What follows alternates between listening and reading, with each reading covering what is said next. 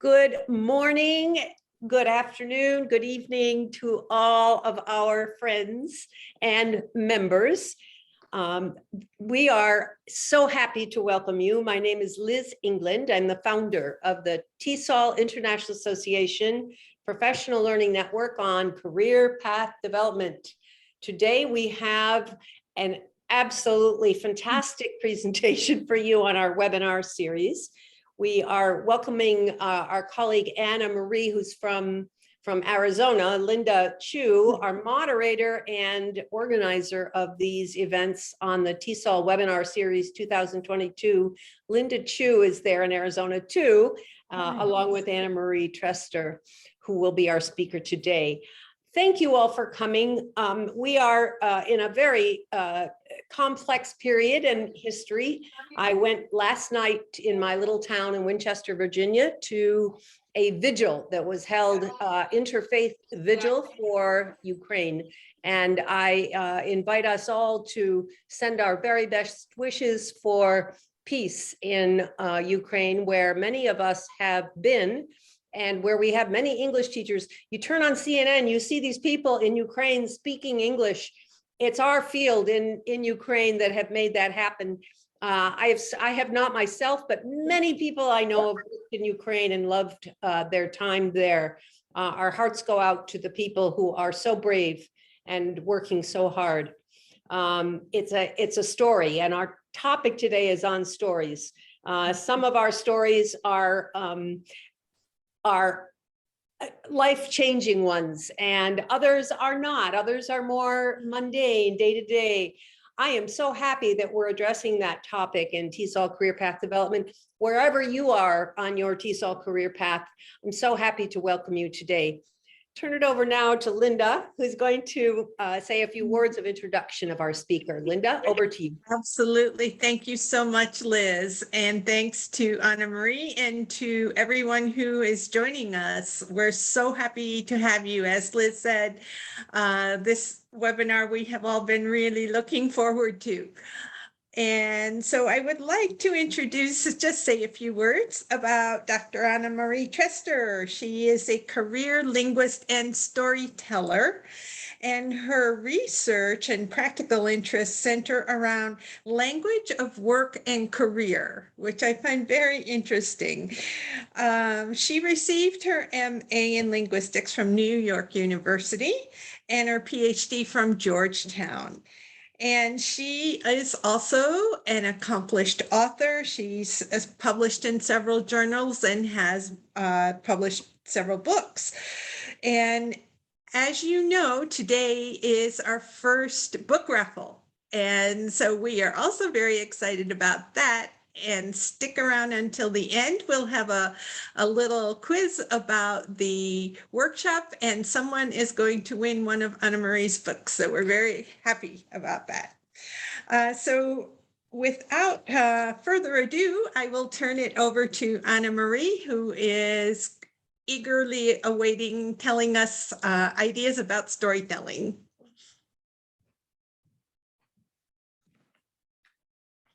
Thank you so much. I'm delighted to be here with you all, and I can tell it's going to be a great conversation. So I invite questions. If people have ideas, pop them in the chat or ask to unmute. I'll have some thoughts to share, and then I'm going to have you guys doing a little bit of an activity, and you'll be sharing stories quite soon, I hope. Stories are for sharing. So yeah, you'll see here from my title, I'm interested in a story practice or a story approach, which for me means not just storytelling. You hear a lot about storytelling, and I am a fan of storytelling. I love storytelling, but I want to invite us all to consider these other facets of story listening and story finding. And the activities we'll do will bring forward these other elements as well.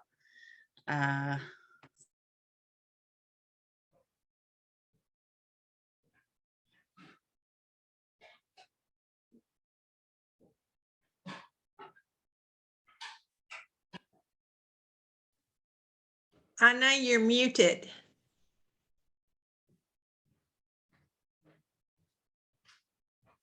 How about now? Can hear you. Sorry about that. When I moved my cursor, I must have muted myself somehow. So when I advocate a story approach to career, is that where I muted myself when I was saying that part?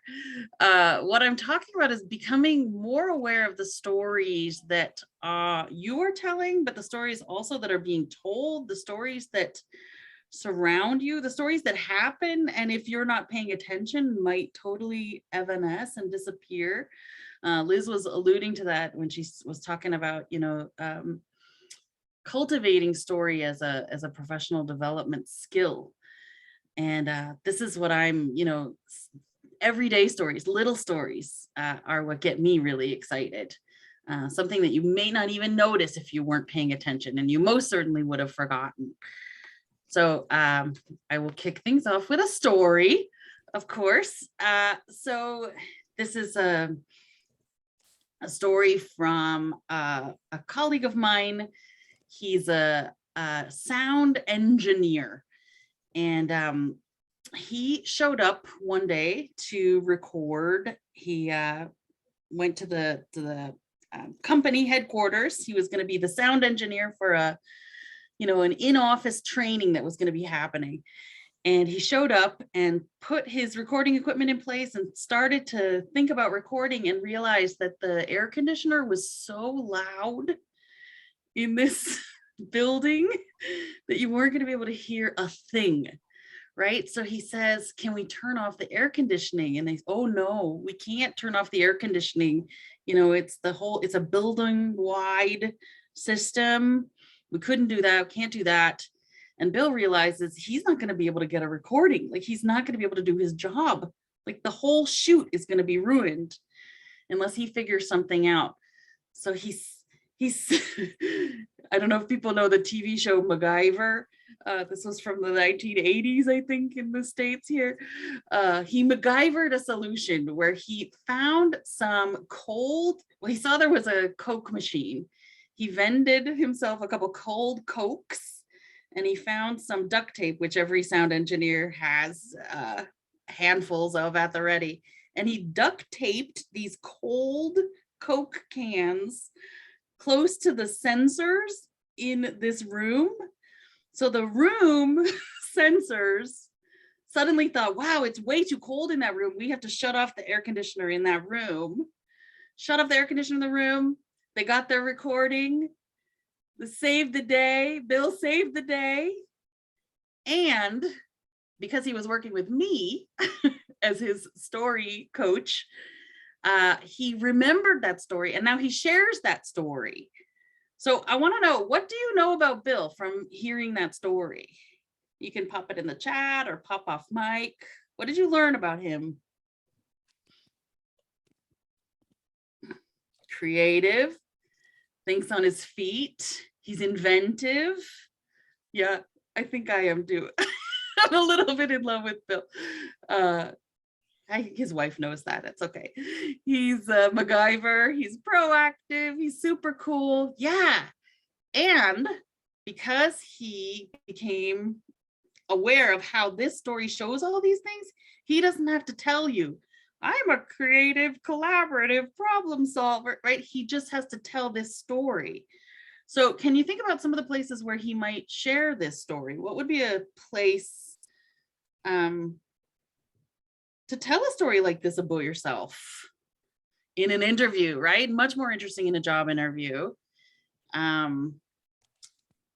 If they ask him, how do you balance the needs of, budget and, all of the operational constraints? How do you solve a problem at a convention? Oh, could you imagine at a party? I love it. At a plenary. I could imagine him kicking off a plenary at a conference with this. It's on his website when he says, you might want to hire me if you're the kind of person who has technical challenges, which I think we all are. You want Bill around because he's not afraid. He welcomes it, right? He's inviting you to see him as a technical solution finder, a problem solver. So this is an example of those kind of everyday, you would just throw away this. This seems just like an everyday occurrence. You might not really think of this. This isn't like a story, like a movie, right? Like this is a moment in time. But these little moments in time where, you know, you're at work or in your world, solving challenges, making decisions, doing things, these little stories are, they're really valuable. And I argue that they are something to have at the ready for a variety of of professional contexts. Now, you heard Linda mention, I have a book that's coming out next week, as a matter of fact, this one, Employing Linguistics. And so when I sat down to write this book, I wanted to share stories of linguists using their linguistic skills and training. And I had to fight for the title Employing Linguistics because I wanted that ambiguity. Employing meaning that these are stories of people at work, but not only people at work. I wanted to show people, you know, utilizing their linguistic skills and training in other contexts. So I have an example of someone using language awareness in her parenting, or someone advocating for themselves at the doctor's office, or another woman standing up for someone who was being harassed on the bus. You know, speaking up and standing up and using an awareness of the power of language in important moments. So I had these stories that I knew I wanted to share, and I decided I really wanted to be very thoughtful about how I found them and how I collected them and shared them. And I wanted to present them in a way that had my readers really listen to these stories. Ooh, yeah, I love that idea, that activity idea, Liz. Yeah, the font, I really wanted to be playful. I asked for a playful title and they got it. I wanted, so you'll see, I have it here. Stories spark curiosity. I want this book to spark ideas, curiosity, play, fun. I want this to be, you know, inviting, and so it was important to me that they they let me convey that from the very beginning. So on the cover, so I was delighted that I got this creative collaborator to design me a playful cover. So yeah, I wanted to tell these stories, I ended up with 40 of them. I probably collected close to 100, but I share about 40 of them in this book. And I listened to them, like even in the moment that they were being shared with me, I was listening for a spark, something that would spark with me, because I hoped that it would spark imagination with my listeners, with my readers, and invite them to notice things. And so I'll show you what I mean here. This is chapter 1. These 3 fabulous women are chapter 1 of the book. And I don't know if you know these linguists from left to right. That's Charlotte Lindy. In the middle is Samantha Beaver, and on the right is Anne Charity Hudley. These are rock stars, in my humble opinion. Some of them are heroes of mine. And Charlotte is in her retirement. Samantha is just beginning her career. She just, at the time that I spoke with her, had just graduated and was just thinking about launching her career. And Anne Charity Hudley, I would say she's someone who's at the apotheosis. Like the moment that sparked for me was a moment where she was giving the plenary at the Linguistic Society of America. This was just before lockdown. It was January 2020. And she was inviting our field into a reckoning about a legacy of racism and, you know, white supremacy, and what are we going to do about this? How can we be anti-racist as professionals. And that moment, it stuck with me. So I constructed her story around that moment with Charlotte Lindy. Now, if you know her, do people know her? Is she? Yeah, she's famous. She's famous, I think. She is. And she's an expert in life stories too. So when you sit down to interview her, she has some ideas about how this is going to go. And I told her a little bit about the process that I was going for. And I really wanted to let it emerge. I wanted to go into this question of telling her story, but be led by listening and be led by a sparky moment.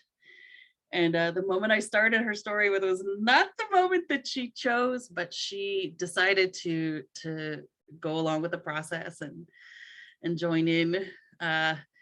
The moment the story starts with a moment when she had just gotten her PhD. She went to Berkeley for a little while as a postdoc, and her research had been on the Watergate, the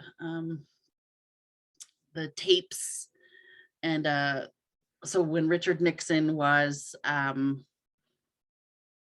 towards the end of his presidency, I guess is the way to say it, there was a break-in at the Watergate building where people were trying to get access to secret recordings of Richard Nixon, and those recordings became really important in his impeachment. And there was an interview that had it was about to air with David Frost, and so there was a newspaper reporter who found Charlotte, wanted to interview her about her research, and did a good research interview, and the article appeared in the paper. But what happened was it was kind of a slow news day, so her story was front page of the San Francisco Chronicle, and someone at NASA got his morning paper and said, this woman is an expert in deciphering language and communication. I wonder if she could help us think about pilot air traffic conversations. And so I start the story, and Charlotte's the first story in the book. I start with that phone call from NASA. So she confessed to me, she was terrified. NASA phones you and is like, can you help us prevent plane crashes? I mean, could the stakes be more high? But Charlotte is a meditator, and she said that in that moment, she could see the fear and she could see through the fear at the same time. So she decided to go for it. And I've told you, Samantha is a recent grad, decided she was going to start her own business. So the story that I tell is I was actually able to talk to her during that first year where she decided to form a business. She launched a business. I wanted these 3 stories because they're sort of the beginning, middle, and end of a career. They sort of show you like a span of career. But I wanted them to spark imagination, that no matter where you are in your career, there's an invitation to bravery, an invitation to be bold, to be big. So I hope that these stories are an invitation to be, bring yourself to your professional challenges, to the world's challenges, right? Like Samantha, a lot of her early projects were focusing on gender in the workplace. So her consulting practice, she ends up going into organizations and helping them think about, are you attending to all of these dynamics, and are we making sure that we're being as inclusive as we can be by paying attention to our language and communication, right? So these women they're addressing real life challenges, real world problems through the skills that they have, which are language skills, which I know people on this call share, an awareness of language and culture and its importance. So I'm wondering, is this making you think about things that spark your imagination? What are things like maybe they're real world challenges that speak to you, questions that you would love to bring, or that you do bring your knowledge, skills, and expertise to solving? This is an example of that. I sat down and did this with colored pencils. If you have colored pencils, go ahead and use them. But I'm gonna ask you actually pull out a pen and paper right now, or pull out a little, pull up a Word file.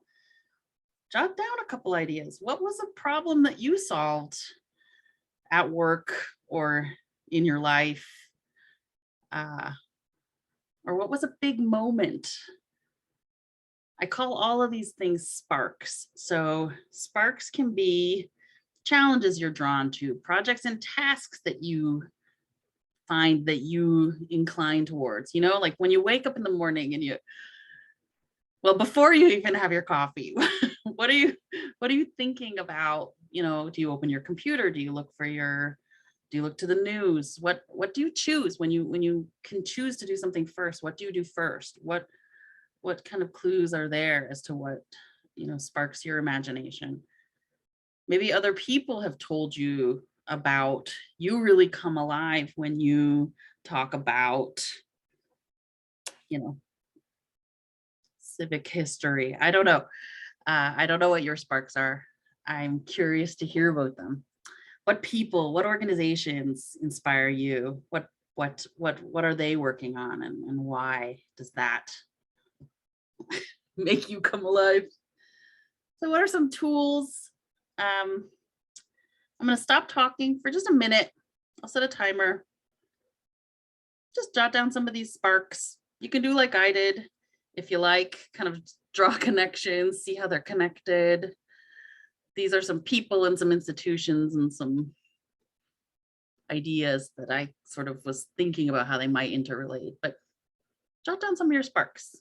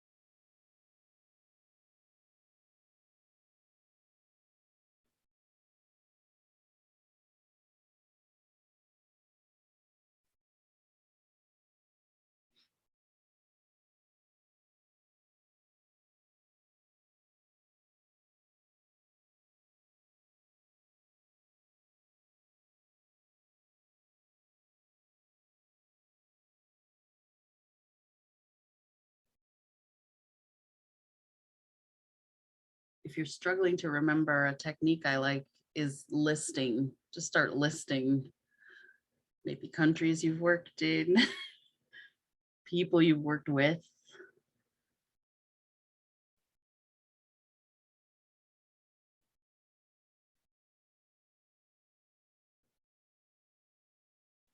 For the purposes today, we just need one. Did everybody find one little moment? I'm seeing a couple nods. Yeah. So, I love it.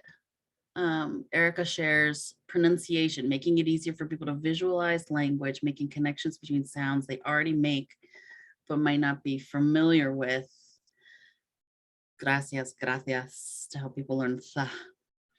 I love it. Okay, this is such a perfect example because it's very concrete. So these stars become stories, and you're about to share them with a partner where you if you're I'm giving you the heads up that we might get ready to break into groups. If we decide we're going to break into groups, I'm putting it out there. In a few minutes, we'll break into a partner situation where you're going to share your little spark, but we're going to think about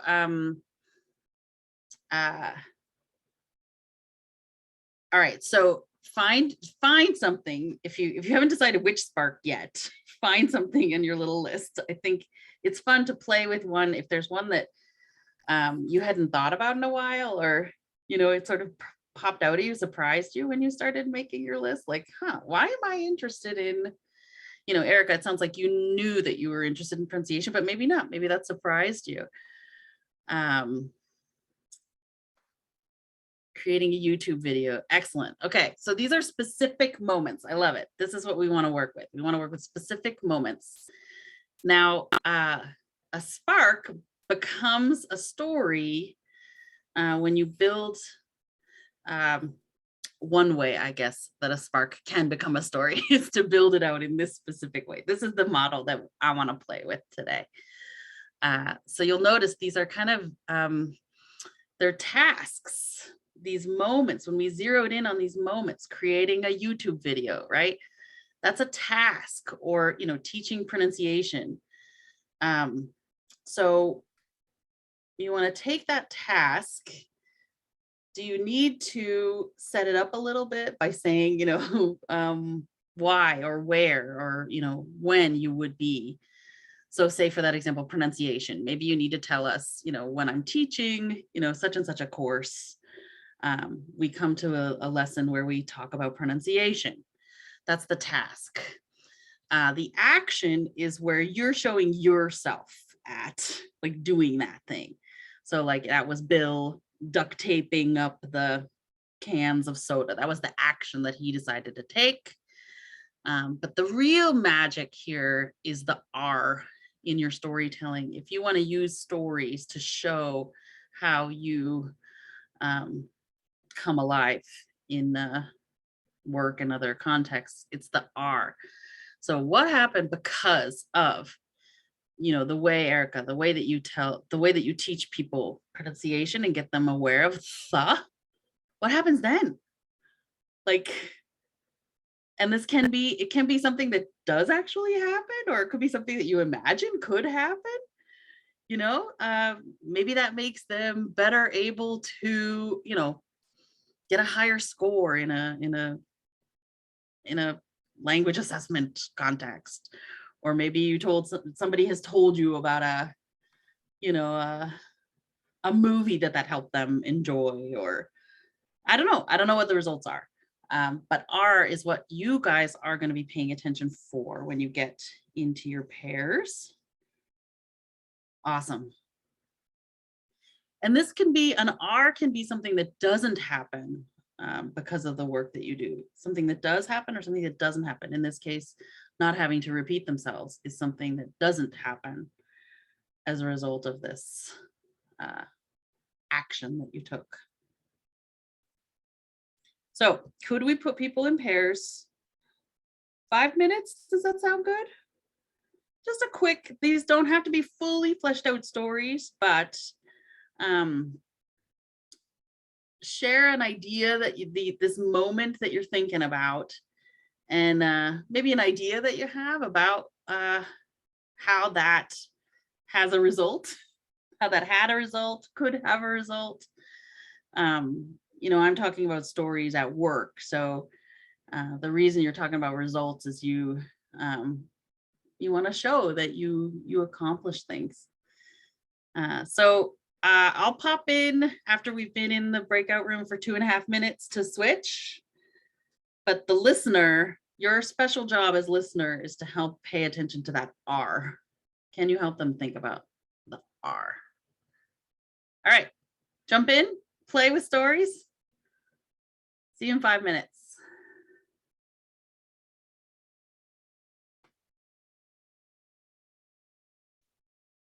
Hi, Wei. Hello. I didn't make a story, so it's good that you've got me here. Yeah, you can stay here or you can join one of the rooms. I might stay here because I need to go to the washroom quickly. Okay. Are you watching the clock? Did you know? Yeah, when- I'm watching the clock. I Could will I put have them back in 5 minutes. Okay. And could I have you pop into the chat a message when we're at the halfway point? Okay. Okay. Sure. I might go to the washroom and then see where we're at and maybe join a group for the end. Okay.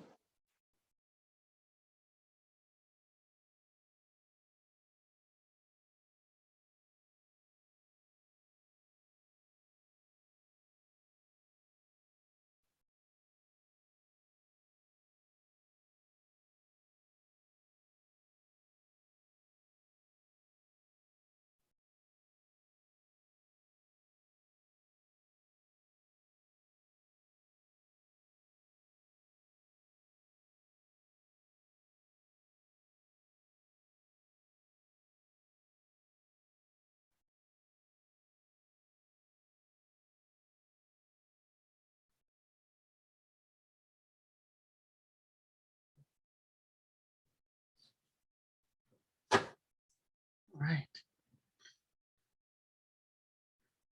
So could you pop me into a room where you, or should I be able to do that myself? Yes, you can do it yourself. You can just join the room. Let's see. Because I'm screen sharing. Oh, there it is. I'll go join. Cool.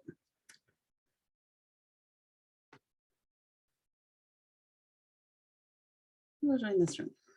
Room 4. And then you'll bring us all back.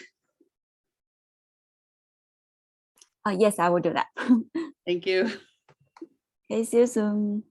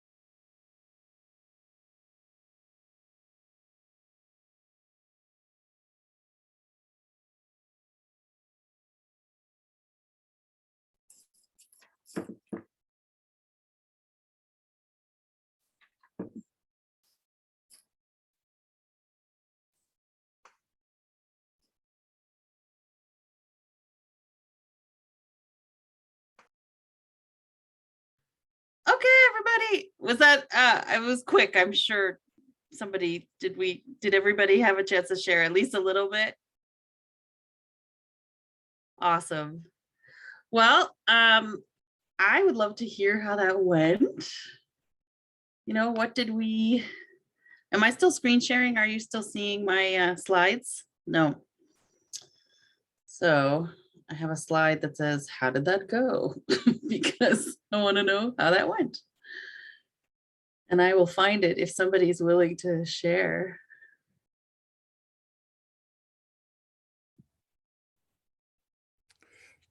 Yeah, I'll just share. I think it went really wonderful. I learned from Erica, and her spark is actually going to be a new spark for me, you know, which was great. Her spark about teaching pronunciation and always including it in every lesson, and what you're doing. So I picked up a new spark. It was great. I love it. And what did you, from that story, okay, so you got inspired to incorporate that in a lesson or something going forward. What did you learn about Erica from the story? What did I learn about her? Yeah. I learned that she listens. She's obviously a good listener because she can hear people struggling and she can try to figure out how to help them better. And so she's not only a good listener, but she's able to act on what she hears in a way that makes people not feel put down or anything. So yeah, I think she's probably a dynamic teacher. Well, and especially for teaching, you know, there's a skill like listening can be a little bit hard to describe. You have to show it. And stories, I think, there's no better way. So you can show somebody a moment where you really listened, and then what happens when you really listen. And, you know, I probably have said this already, but there's no more important skill than listening. So, you know, a story like that would help, you know, I call the kinds of stories that we tell in little in job interview contexts like this, I call them tools of reassurance. You almost are able to reassure somebody, I'm going to be a good teacher and I'm going to take care of your students. You're reassuring somebody that you're going to be a good idea to put in their classroom. Or, you know, if you're telling a story to a potential collaborator, you're reassuring them that you're going to be a good, helpful collaborator. Stories, I think, they spark connection, and then there's so many places that connection could go. Professional collaboration, personal collaboration. David, you told a funny story. It makes me appreciate your sense of humor and play, you know, and so these kind of can spark even if it's just like I want to get to know that person better, you know, maybe we connect on LinkedIn, and then so stories, they spark connection, and it's for this reason. So I'm going to wrap up. I have a couple more slides just to wrap things up, and then I hope we can break open to have just conversation among the whole group, and maybe more people can share their stories.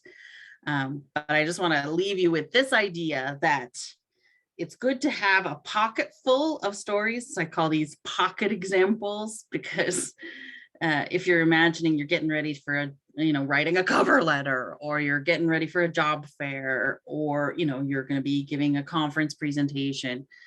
If you have a pocket full of these stories ready to go, kind of that, you know, all right, I want to show an example of a time that I had a failure, or a time that I was a good leader. Preparing for this workshop, I listened to I guess it was a couple years ago that you had a webinar on leadership. And I think, I mean, stories are a fantastic way to show leadership. It's another kind of thing it's easier to show. It's better to show than to tell. That you're a leader. Show a moment where you led, because then we know a lot more. We know about how you lead. We know what that looks like. We know what kind of problem solver you are. So I say have a pocket full of stories whenever you're you're like thinking about gearing up for some professional context. So here's a couple resources for you. Some of my favorite thinkers about story. Annette Simmons, she's got a book that just came out, How Women's Stories Change What Power Means in Action. It's phenomenal. Anna, we don't see your screen, so I don't know if you're showing. I was just clicking along, assuming that you're all seeing my screen. Well, I'll share my slides. These are Google Slides. I'll share the link. But I do want to share this last slide because it is the takeaways. Oh yeah, people are saying, you're not sharing your screen in the chat. Thank you all. Share screen over here. And then go over here. How about now?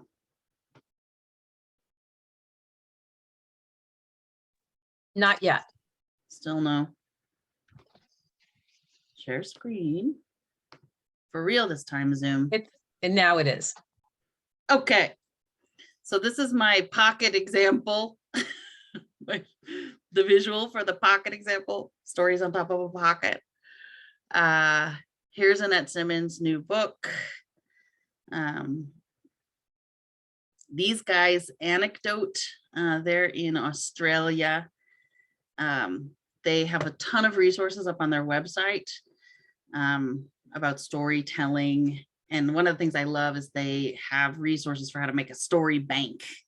Because once you start having these pockets full of stories, you start having, pretty soon, you start having more stories than you can remember. So they describe this practice of a story bank. And I love that idea for, you know, when you're preparing for a keynote or preparing for a lesson. You know, I want to have a story about courage. You've got a story bank, so you can just kind of do a little search in your own personal database. And you have, you know, stories of a time when you demonstrated courage.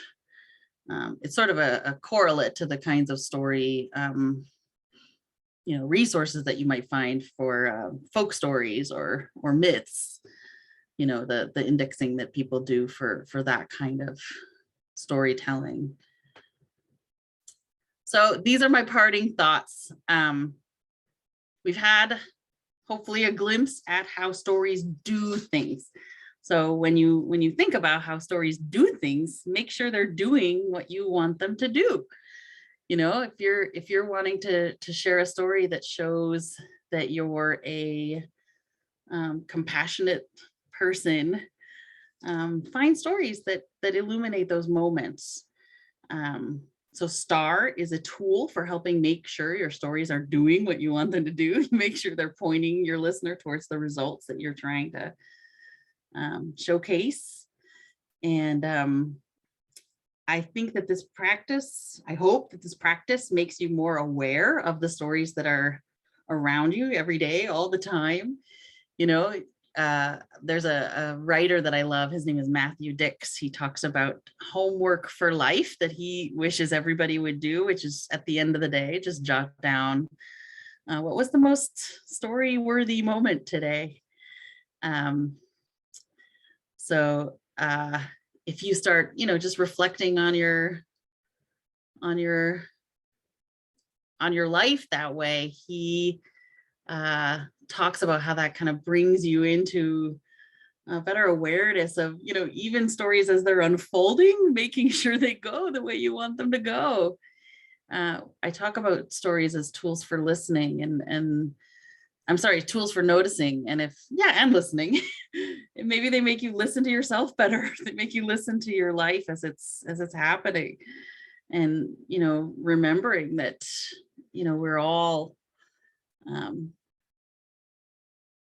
important and we're all making a difference every day out there. So make sure that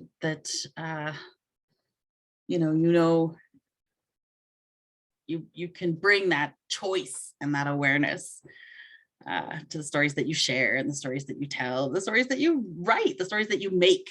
with your life. Okay, so those are all of my, thank you for getting me that, nudging me to put that slide up there. For anyone who's going to be taking a quiz in a minute, this might be useful. So now shall we open into some discussion? And now I can stop sharing my screen for real, not by accident. I think we have time for a few questions if anyone would like to ask a question to Anna Marie, and then we'll continue with the raffle. So please let us know if you have a question or you want to put it in the chat. That's fine also. I love in the chat, we have a ta-da moment of the day. That's fantastic. That's cute. Yeah.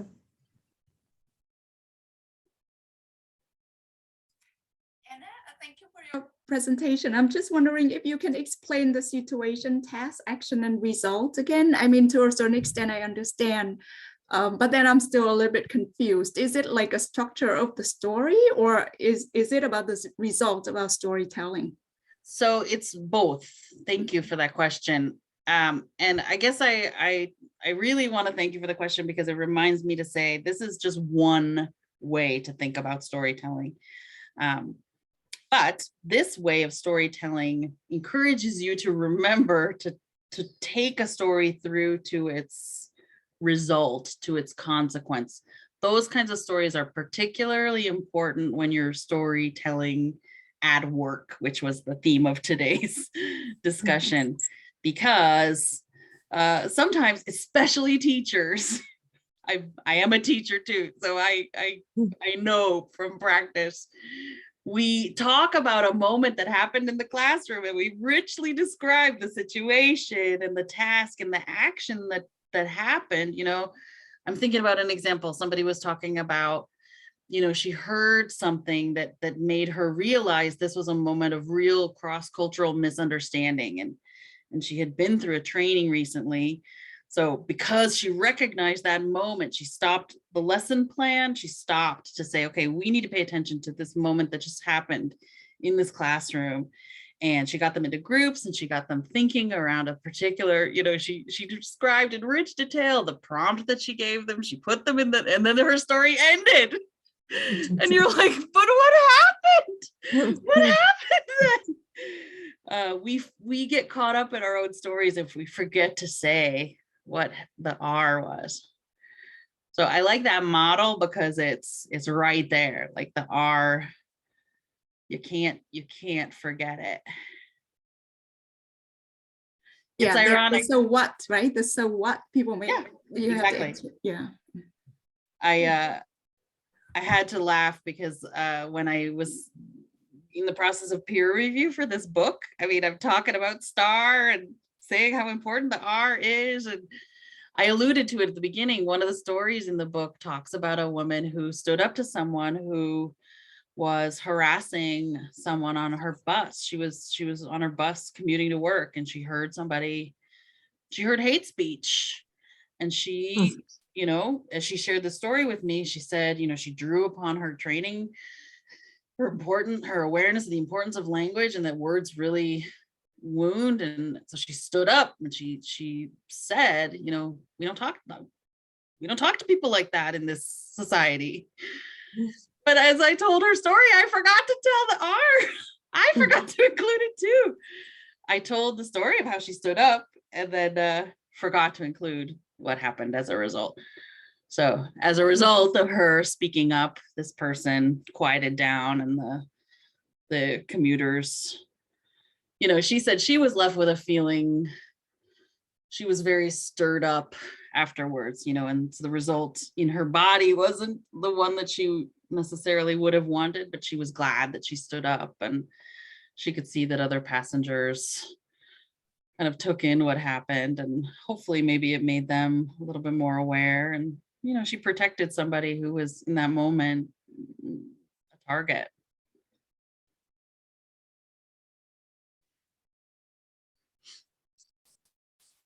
Do we have maybe one more question before we do the raffle, or comment, or anyone want to share their story?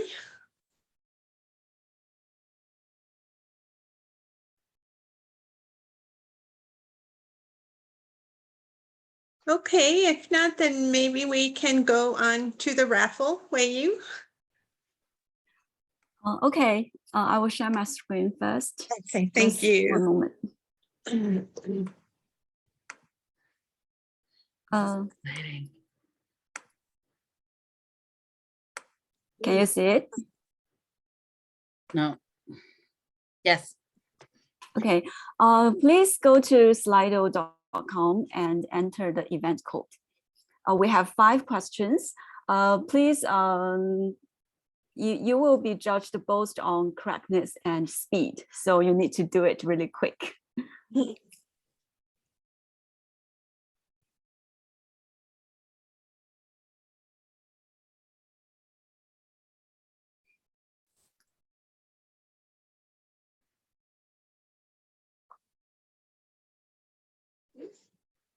Oh, I saw one participant.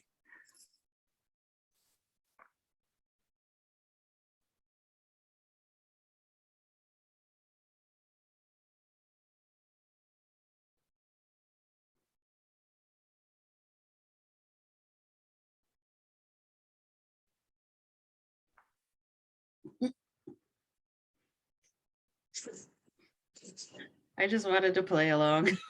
Okay.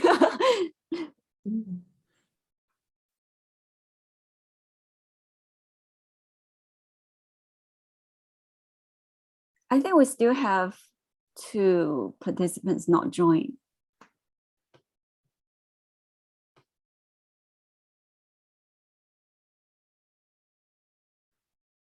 Okay, I will start now, okay?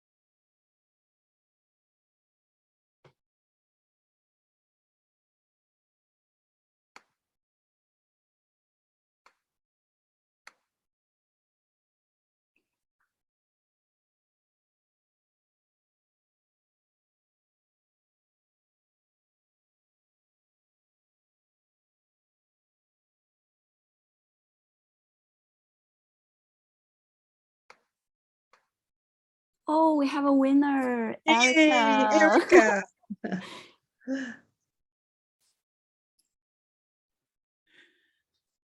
That's so fun. Very good. So Everybody's been so congratulations to quiet. Erica. Erica, so I'm not sure that I have your email. If you could let me know as a direct message in the chat, your email, then I will be in touch with you about the book. Fantastic. And I just want to call out Sarah Lee's comment in the chat for the recording. This seems like reflective journaling about teaching practice could be a good way to remember and keep a pocket full of stories. I think that's a great suggestion. And Erica Reynoso shared a podcast that shares stories of everyday acts of kindness, my unsung hero. I just navigated there and I'm going to listen to that tonight. Fantastic. Thanks. All right. Well, congratulations to Erica. Thank you to Wayu for creating that fun quiz. And thank you so much to all of you who came. We really appreciate your attendance, but a big thank you to Anna Marie for this wonderful presentation and made us all think about our stories and how we can keep a pocket full of stories. And I think that is just a lovely idea and so needed.